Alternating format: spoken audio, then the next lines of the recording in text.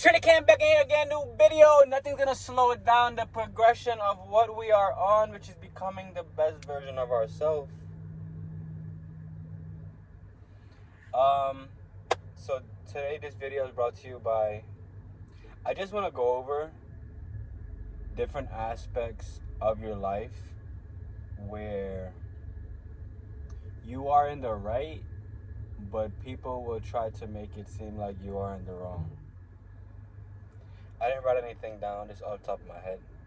This is just, I feel like this will actually just help you in general get through life and like the different situations that may occur. So, full disclosure, I'm gonna just be going over my own experience. So I was talking to somebody, we were talking for a good few weeks, and she asked me when did I know I was healed. I guess that's not really a red flag. That's more of somebody asking a question. And I told her, I was like, the healing process of whatever you've been through or whatever you're going through in your life is a never-ending process. Meaning that even though you're healed, you're still going to have to actually work on whatever it is occurred. Because you don't want to just keep on diving back into... You don't want to just keep diving back into consistent problems. Consistent problems that could be avoided if you took the steps. Like for instance, right? Let's say you dated somebody before and they've left. And they've came back into your life and you've allowed them wholeheartedly back into your life. The real question is, like, did you vet the person that's entering back into your life after all the catastrophe or after all the heartbreak, whatever else it may be that happened? Like, did you vet them to make sure that these problems will not occur? Like, for me, this is how I feel about relationships. The person has to be able to actually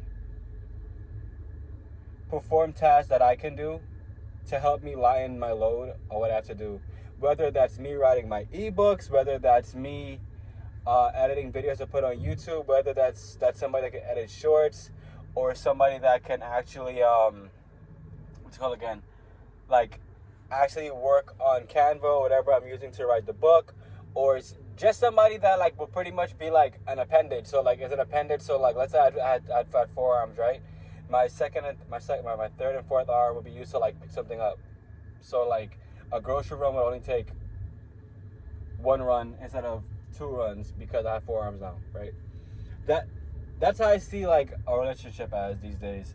Because most people, like, it's just funny because the terminology, oh, be my peace and all this stuff, it's not a realistic thing. It's funny to say, but some people really do believe that they can actually like enter somebody's life and become their peace. So whenever the person feels down, they can talk to that person and say, you know what? You're my peace. Let me confide in you and tell you all my problems, and they're always going to go away because you are something that brings peace into my life.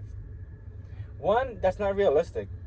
2, you have to create peace in your own life.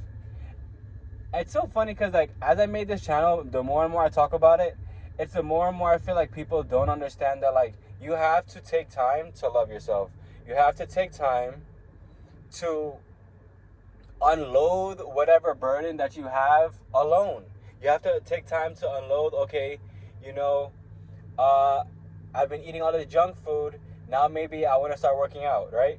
So now I have to cut back on the junk food I've been eating and start working out more. I have to start taking water and stop drinking all the juice I used to have before. I have to start, I don't know, some people cutting out carbs and then taking more protein. Like, it's all these different things that you can Google to figure out what actually works for you.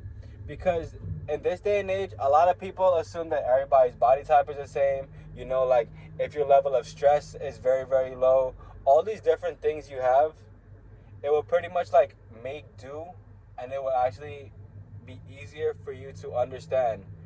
If I take my time and I do what I need to do, my life will get easier. If I don't take the time and I do not do what I need to do, my life will get more difficult. It's as simple as that.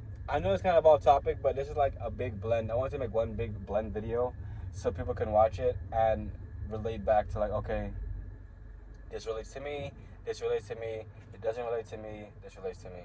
You know, just to like actually help people, because a lot of people really do believe that, you know, I'm gonna go back to what I said before. If you got cheated on by somebody and you accept them back into your life, I don't know, I would understand what you're thinking.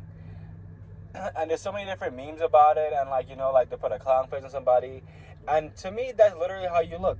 You look like a clown because somebody took time to not think about you, right? To go and sleep with somebody else, to tell you it's not gonna happen again, and to like, you know, talk your ear off until like they get back into your pants. And it's mainly because you've allowed them back into your space without vetting them, without seeing like what before was a red flag, and what before and like what now had actually changed in the way that this person is speaking to me and the way this person is. Like, you can always tell how somebody is after the first 5 months of dating them. That's when everything, or I would say even like after the first year, like there's certain things people don't do within the first few months because they understand like this is like a period where, you know, it's time to like trick the other person or deceive them, and just it is very intriguing. So I have to say, please vet whoever you are with. Please take time to understand that, you know, this life that you have is yours. It is yours to create your legacy. It is yours to continue moving forward and to continue being the greatest version of yourself.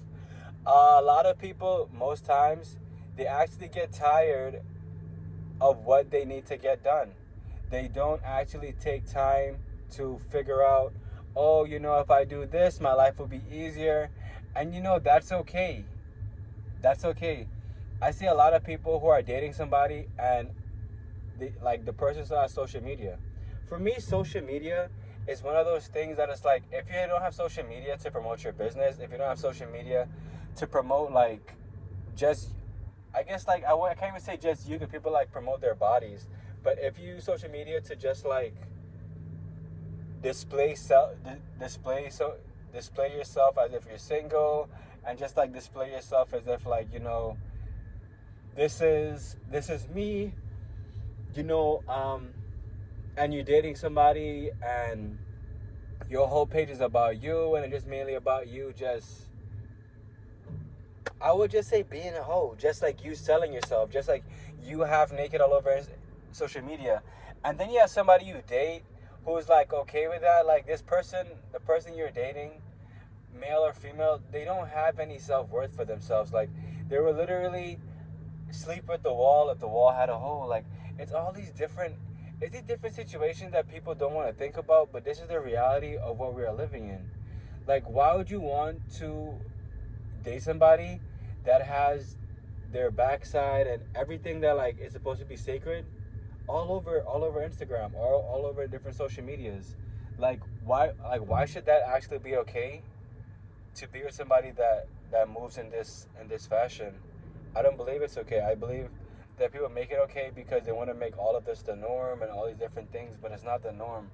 It's not the norm if you have to like, you know, you you scroll to Instagram and you see like your significant other there, and like they're half naked, and you see all these different people writing on their page and all this different thirsty stuff and all these different likes. Like it's not worth it. It's worth your own sanity if you know, like I said before, you take time to get self-love.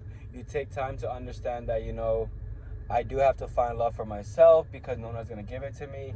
You know, I should make a schedule of what needs to get done because no one's going to like make a schedule for me. These are the things, as I would say, as a male, even as a female, all the different things make sense because all I really see is just a broken generation of people that do not want to take accountability, and they believe that everything that they have should be handed to them, because if it's not handed to them, they really just think, why do I have to work hard for this? Why should I value something that I had to work so hard for? And it's really just unfortunate that like, you know, after all these years and progression of you know, as being a human and all these different things that, you know, the human race has done, it's just truly an agenda that's being pushed forward for people to not actually want to be better, to not actually want to do better. And it's unfortunate the first step is for you to get an agenda or a plan or whatever you want to call it. And that will actually show you how many hours you have in the day. That will actually help you understand how to outline what needs to get done first. What isn't needed to get done until the next few weeks or a few days. And I always say that the greatest example you can be is an example to yourself.